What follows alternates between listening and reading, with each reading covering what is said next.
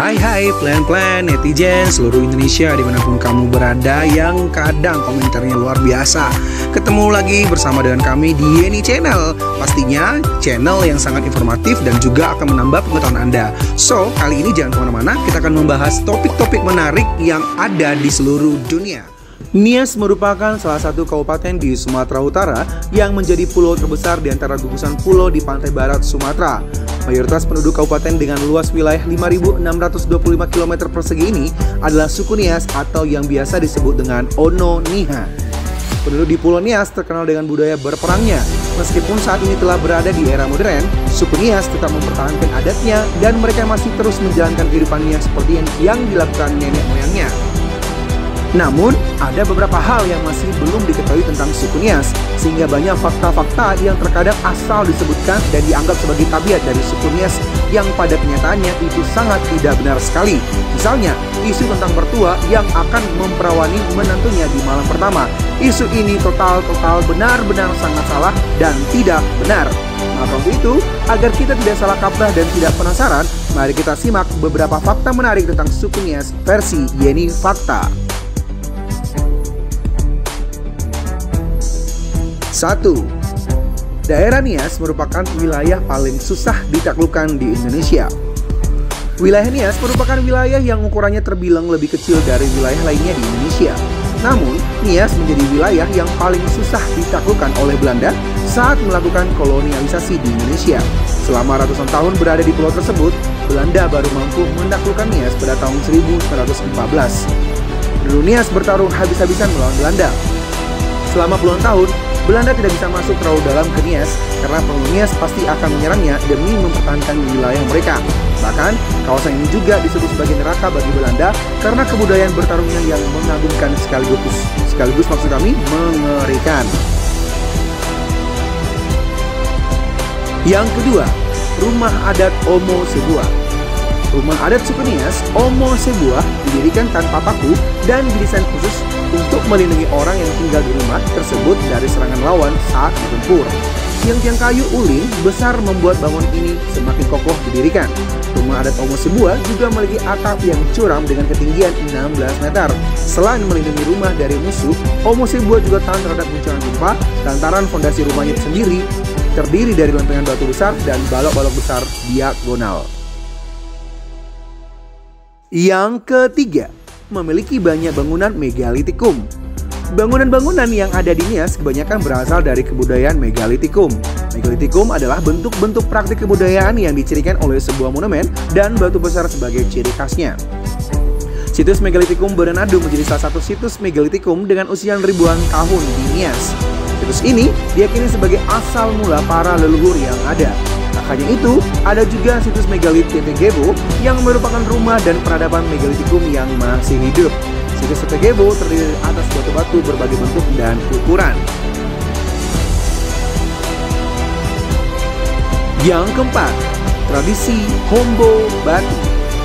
Tradisi Hombo Batu atau yang biasa disebut Hombo Batu adalah salah satu tradisi yang ada di desa Baru Mataluo, tepatnya di Nias Selatan. Tradisi ini juga sudah ada sejak zaman leluhur dan dijadikan sebagai ajang untuk menguji mental serta fisik bagi setiap pemuda suku Nias yang akan ikut berperang. Batu yang dilompati masyarakat sekitar merupakan batu-batu besar yang disusun seperti piramida. Tinggi batu tersebut 2 meter dengan lebar 90 meter dan panjang 60 meter.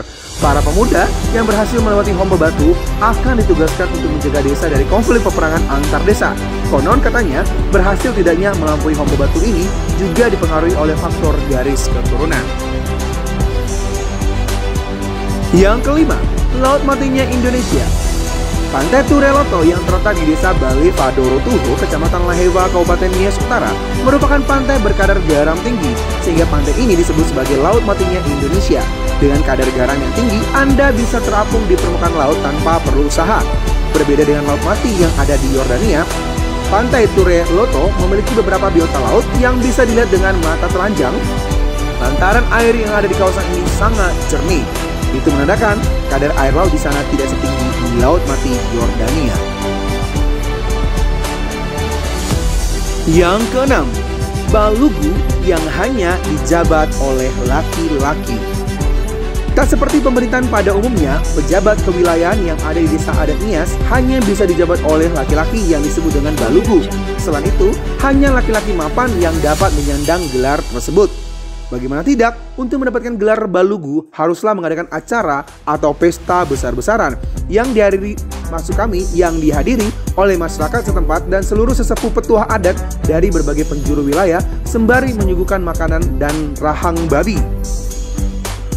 Dan untuk di daerah Nias bagian selatan atau Nias Selatan sendiri juga ada istilah Siulu atau raja atau keturunan raja dan para bangsawan. Kemudian Siila atau kaki tangan dan kepercayaan para bangsawan. Kemudian ada Sato, masyarakat biasa, dan juga Sahuyu atau budak. Di mana ini merupakan adat pembagian kasta dalam budaya Nias pada zaman dahulu, walau masih ada beberapa orang masih mempertahankan dan melestarikannya. Yang ketujuh, Ononiha. Ononiha adalah sebutan bagi masyarakat Nias yang berarti anak manusia. Orang-orang ini dianggap memiliki warna kulit yang lebih kuning dibandingkan dengan masyarakat Indonesia pada umumnya. Jadi, kalau kita bertemu dengan orang Nias, kalau mereka mengatakan adalah Ononiha, merupakan satu kebanggaan bagi mereka. Yang kedelapan, tidak kenal konsonan di akhir kata. Masyarakat Nias menggunakan bahasa rumpun Melayu Polinesia dengan karakter vokalisasi yang tidak mengenal huruf konsonan atau huruf vokal di akhir kata. Setiap daerah memiliki logat dan dialek yang berbeda-beda. Bahkan tiap desa pun bisa berbeda logat dan dialeknya walau masih dalam satu rumpun bahasa yang sama. Ada dialek Nias, Nias Selatan, Nias Barat, dan juga Nias Utara yang dimana semua dialek ini memiliki ciri khasnya masing-masing. Misalnya kata seperti ya oto, ya uge, Haga gemui, hezo mui, tidak satupun ada huruf mati di akhir kalimatnya.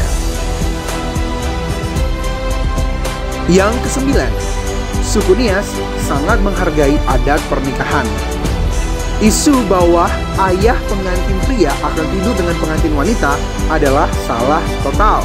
Isu ini disebarkan oleh orang-orang yang tidak bertanggung jawab dan tidak mengenal budaya pernikahan Nias yang sesungguhnya. Di mana isu ini didengarkan dari mulut yang tidak bertanggung jawab dan kemudian diterima oleh orang-orang yang tidak memiliki akal dan tanpa berpikir langsung saja percaya. Suku Nias adalah suku yang sangat menghargai pernikahan, terbukti dengan mahalnya mahar dan biaya adat yang harus dibayarkan. Selain itu, dalam adat Nias, wanita sangat dihargai dan dihormati. Bahkan, saat ini ada banyak wanita Nias yang telah berhasil dan masuk ke dalam dunia politik dan pemerintahan. Itu menandakan bahwa masyarakat Nias sangat menghargai wanita dan juga adat pernikahannya. Yang ke-10, pengaruh agama Kristen dan agama Islam. Pengaruh agama Kristen dimulai pada tanggal 27 September 1865. Saat itu Denninger menginjakkan kakinya di Pulau Nias untuk menyebarkan Injil kepada masyarakat Nias. Sehingga masyarakat Nias yang memeluk agama Kristen menjadikan bulan September sebagai September Mission. Saat ini, presentasi umat Kristen di Pulau Nias ialah 80%. Sedangkan agama Islam mulai tersebar di Pulau Nias ketika Tengku Polem berlayar ke selatan Sumatera pada tahun 1642. Putra sulung Tengku Cik, kepala pemerintahan Aceh Barat ini, datang di Nias di Muara Luaha Laraga Idane dan disambut baik oleh warga setempat. Dan presentasi pemeluk agama Islam di Nias saat ini ialah 20%. Demikianlah 10 ulasan fakta tentang suku Nias versi Yeni Fakta. Semoga ulasan kali ini memberi informasi dan pengetahuan tambahan untuk kita semakin lebih baik. Jangan lupa untuk subscribe, like, komen, share, dan tonton terus channel Yeni Fakta. Karena bersama Yeni Fakta, kita akan mendapatkan informasi dan pengetahuan dari seluruh dunia.